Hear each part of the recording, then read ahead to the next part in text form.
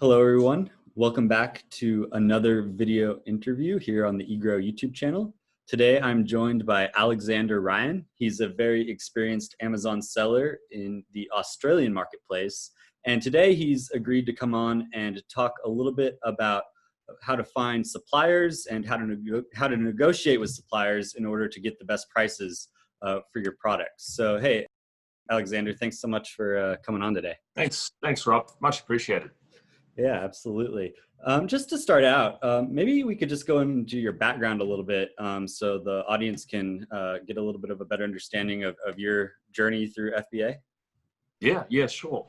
So I started about a decade ago in importing. So I was importing Balinese products into Australia. So Bali's just above us, so it was a lot easier. And we just sort of went to warehouses and used to pick stock and get a 20-foot container and just chuck stuff in there and bring it back to Australia. But a lot of things have changed in the last decade. Things are also cheaper in China. So we started a coaching company about 8 years ago or so. But I used to be a sourcing agent. That's kind of where I got my feet on the ground.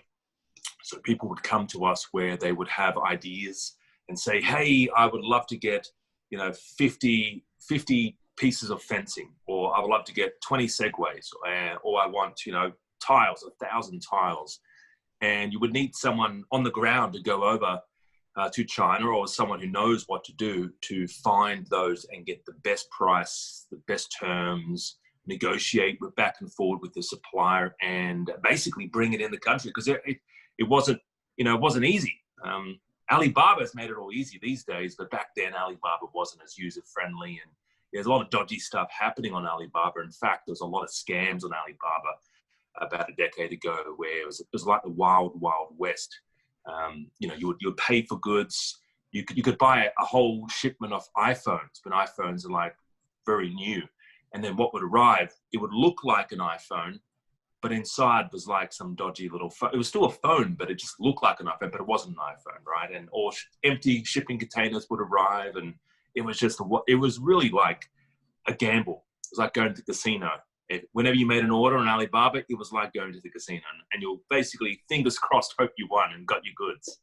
So things these days, though, are a lot safer.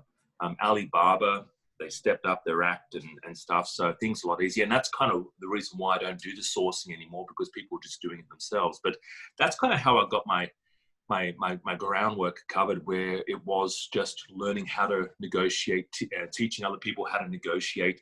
And then I started doing the training space, and things changed. In Australia, FBA is only new here. In America, it's 23 years. In Australia, it's only since December 2017. So that's like 3 years, like this month. So it's still relatively new here, and there's still a lot of stuff that hasn't come here. But we now show people what we do is we show people how to find products, how to identify it. And all of our students use Egrow, by the way. So we use Egrow, we identify the opportunities, the holes, the gaps in the market. We use sort of Alibaba, but we still try and get the best price, get the best terms, and then sell on Amazon Australia. That's awesome. Yeah, and I should mention, we'll get into this at the end, but you are a coach at Hot Product Formula, which is an agency based out of Australia. So you have not only a lot of experience selling on Amazon yourself, but also coaching and instructing your students as well. So really glad to have you on, because you're such a wealth of information. It's good to be here. Yeah, absolutely. Maybe we could just jump right into a little bit about finding the best suppliers. Obviously you brought up kind of the Wild West of, back in the day. Now that things are, a lot easier and a lot safer with Alibaba, is that kind of the first route that you recommend your students or any new sellers go through? Yeah, I think it is mainly. Alibaba is like the big one. I mean, there's heaps of other websites out there. There's AliExpress, which does more wholesale stuff. You can buy 1 or 2 items, which is good. A lot of our students use AliExpress as well. You have global sources, 1688.com. Another website is the HKTDC. It stands for the Hong Kong Trade and Development Council. They actually years ago sponsored my events because I was fostering trade between Hong Kong and Australia. In fact, their office is just behind me. back there, and we used to run events and training events from their offices because we were, doing a pretty decent job. But that's all Hong Kong sort of stuff. So if you use HKDDC, you usually typically pay a little bit more than what you would pay on Alibaba, because Hong Kong is, it's not mainland China. So, but the quality actually is a little bit better. But yeah, Alibaba is, to answer your question, Rob, the Alibaba is mainly the first place we go. Now, recently, as we know, there's spats with China, right? America's having spats with China. China hates Australia right now. They especially hate our wine, right? So there's a lot of stuff happening right now. And the market is shifting slightly, but it's still, at the end of the day, it's still always going to be China. China, you'll always find the cheapest stuff. But there's people out there that go, oh, I want to sell only Australian-made products on Amazon. And that's completely fine. You can find things local here. And some people are looking for other websites like India. And India is a massive, it is an opportunity.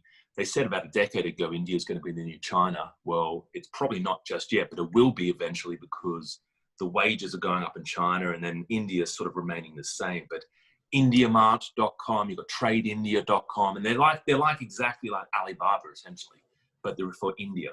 And India is actually up and coming. So if you're looking for textiles or gifts, mainly the gift market, or shoes or things like that, then India is actually a very good place. It's still very cheap. And the great thing is, because it used to be a colonial asset, they all speak English. So they're much better, much faster to communicate. They know how to haggle, so you can haggle out a good deal with them. In fact, it's insulting if you don't haggle. It's Chinese, the culture's a little bit different. It's like, no, you haggle, you're going to get a terrible quality product.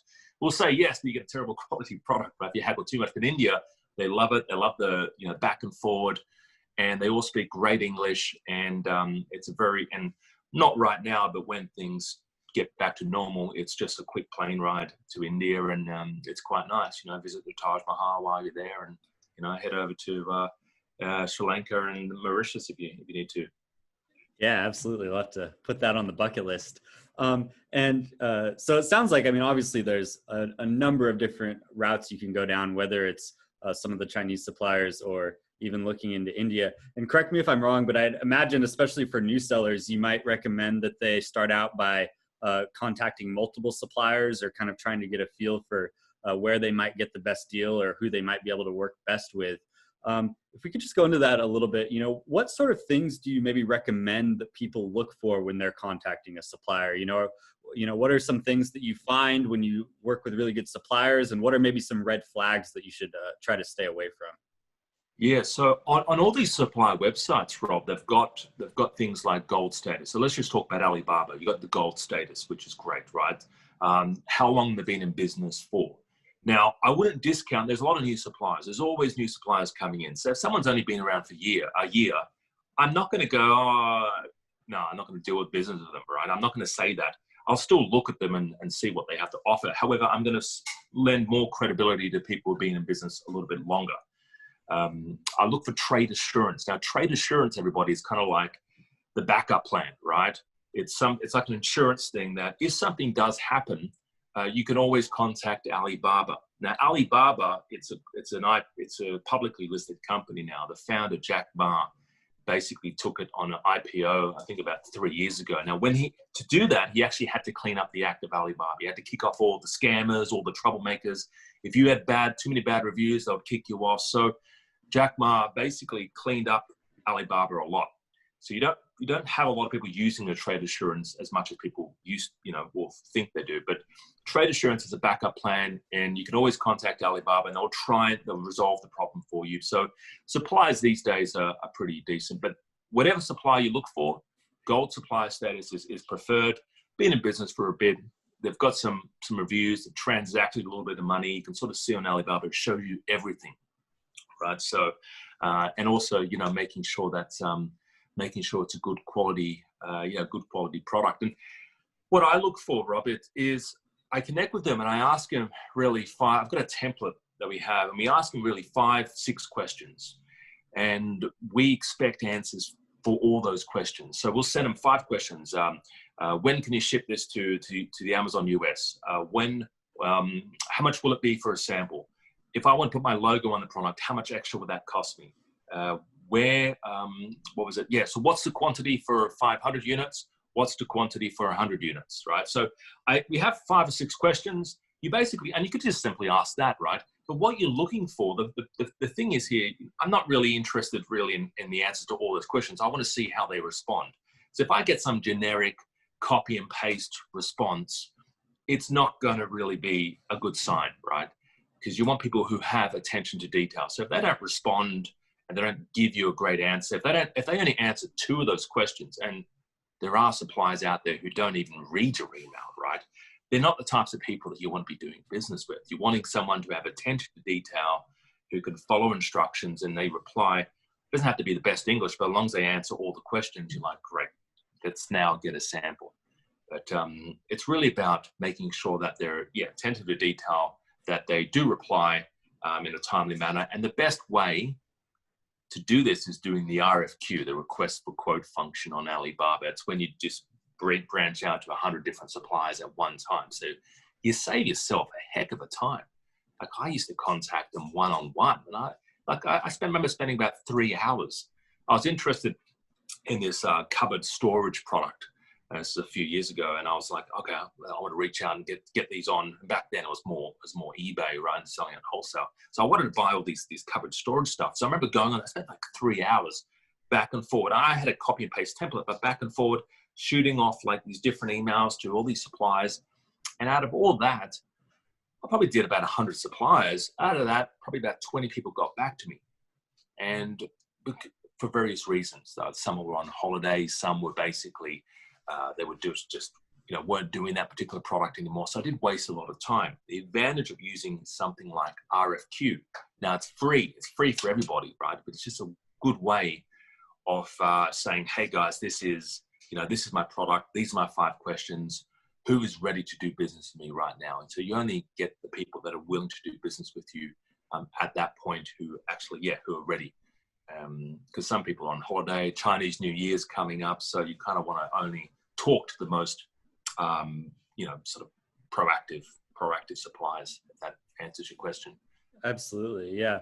And, you mentioned that, it's that great function where you can really reach out to a bunch of people or a bunch of suppliers all at once, and you're not even necessarily looking for the answer, but you're kind of just seeing, is this someone I might be able to work with in the long run?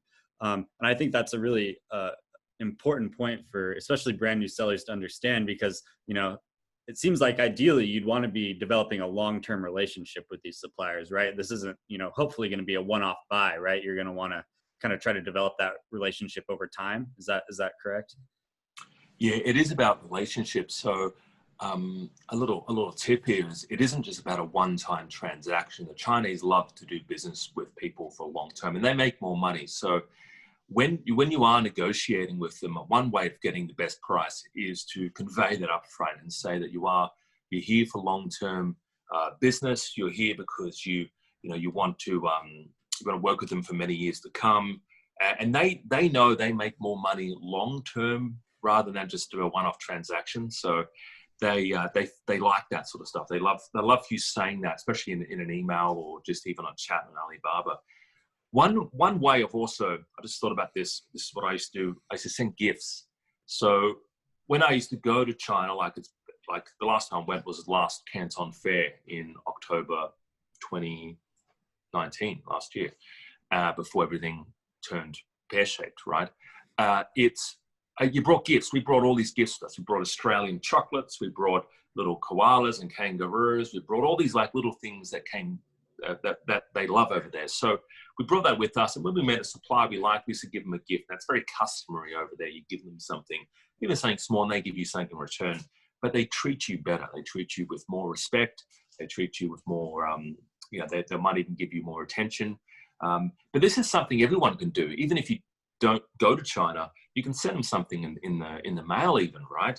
And we did this recently because of coronavirus. I was talking to a supplier, and I sent them a little koala, which is like this size, and a little tiny bit of chocolate that had like an Australian signature on it. And basically in the mail, and that's it. I just mailed them something because I asked this lady, "Hey, what's your name?" She goes, her name is Alice Song. I was like, "Great." So I wrote Alice Song. What's your supplier's address? Yep. Okay, I want to send you something. And she was like, you want to send me something? I'm like, yeah, I'll send you something. So it took about a month for it to get there, right? She gets it, opens it up. She's like, oh my God, this is wow. Like, wow, this is very unexpected. No one sends me this sort of stuff. So it makes you on the tip of their tongue. It makes you get remembered. Now, they're not going to immediately cut like, 80% off the price, right? That's not the purpose of it. The purpose is just to be remembered. Sometimes you get preferential treatment.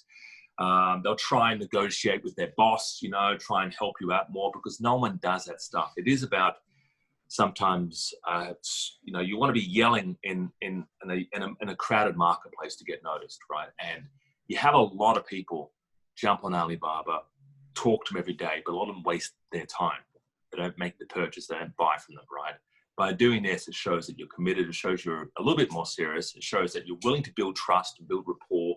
And the cost is like $2. It costs you $2 to send something over there. And that $2 is certainly, you can have all these pre-packaged things. You can have like 20 of them lined up all ready to go.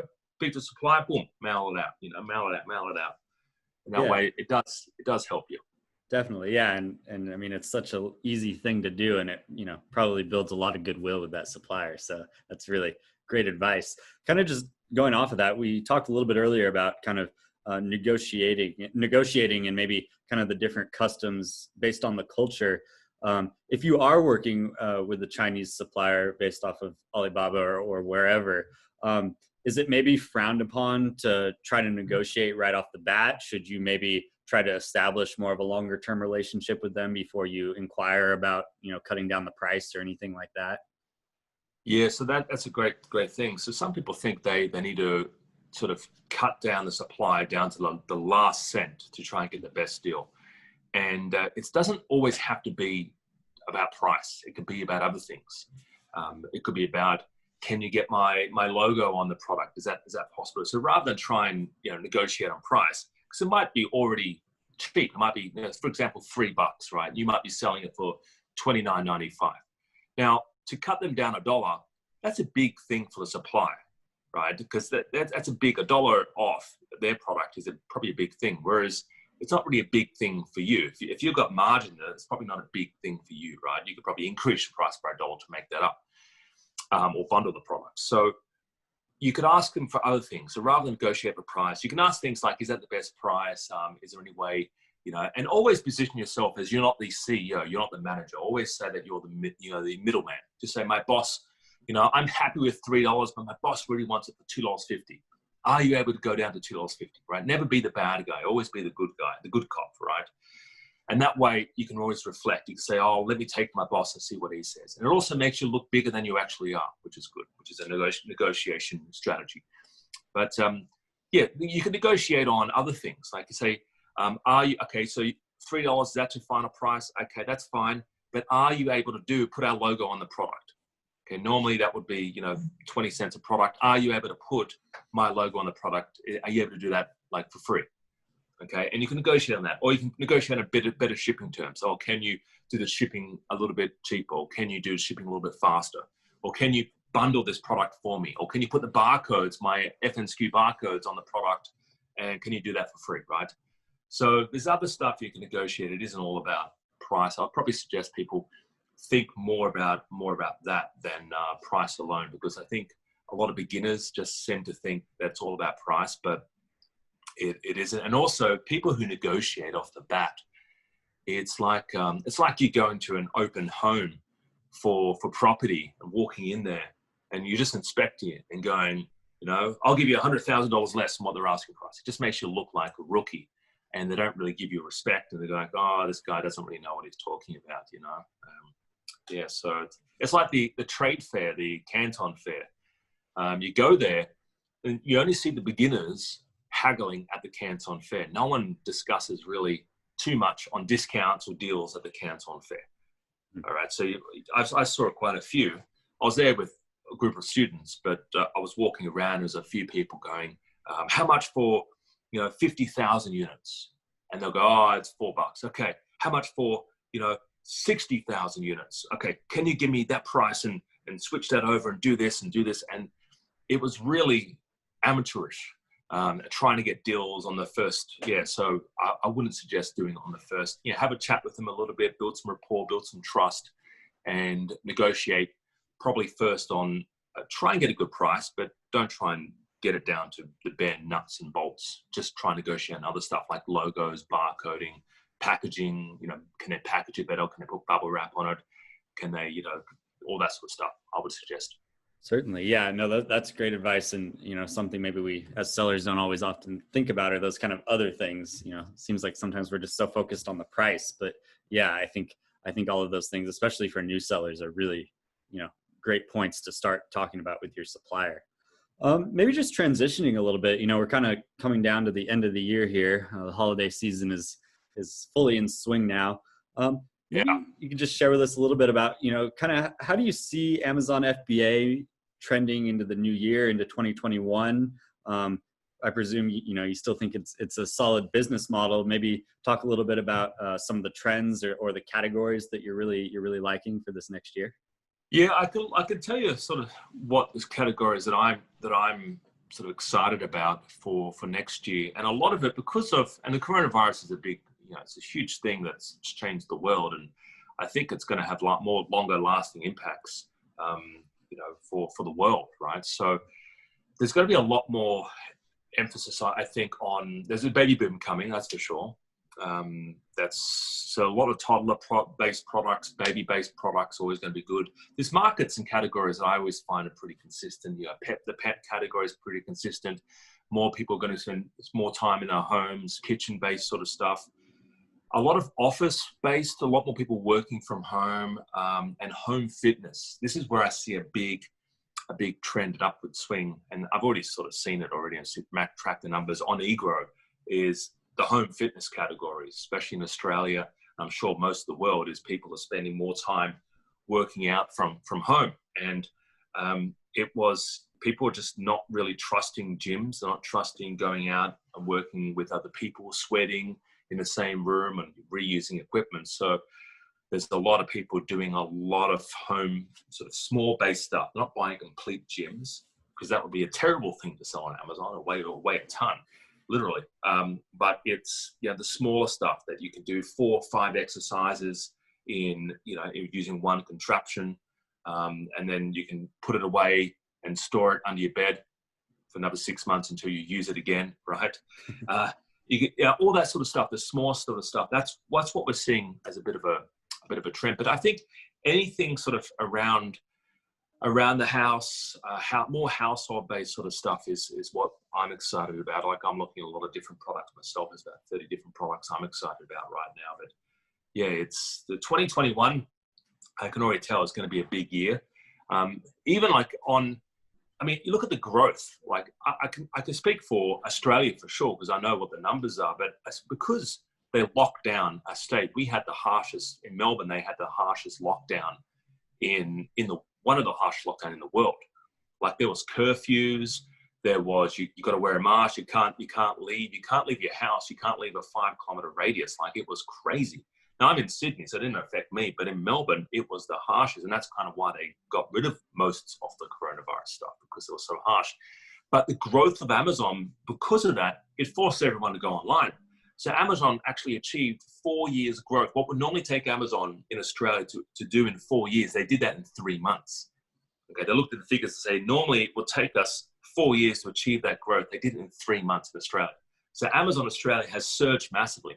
And I'm sure around the world, it's the same thing. People are stuck at home, and people are buying and spending more time online than ever before. They're spending more time on Amazon than ever before, shopping, spending money, and creating new habits. There's people out there that normally wouldn't go on Amazon. They'll go down to the local market, or they'll go down to the local Walmart, or, they'll go to Best Buy or whatever, and they'll buy what they need, and then they'll go home. But now they're basically just buying it on Amazon. So I think Amazon's very exciting.